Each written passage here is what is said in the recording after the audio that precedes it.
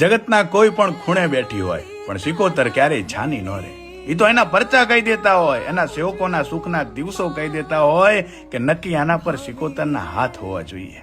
મહેસાણા જિલ્લાના વિસનગર તાલુકાના બોકરવાડા ગામે એઠોરના રંજાની સિકોતર ઓઢોના દૂધના ચાંદલે આવીને બેઠી છે અને સિકોતર કોઈ દિવસ છાની ન બેહે.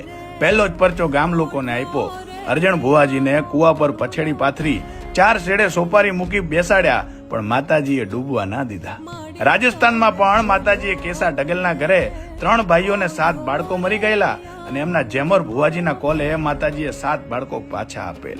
હાલમાં ભુવાજી શ્રી કાનજીભાઈ તથા એમના દીકરા ભુવાજી સેંધાભાઈ માતાજીની સેવા કરી રહ્યા છે. કહેવાય છે કે એમને પણ સુરતથી માતાજીએ પાછા બોકરવાડા બોલાવી ચાંદલો કરીને ધૂણવા આવ્યા. ગામના દરબારોને પણ 4 પેઢી જૂની ગરહાડ છે. રૂપાજી પરિવાર આજે પણ માં સિકોતર ચુડેલના દીવા કરે છે.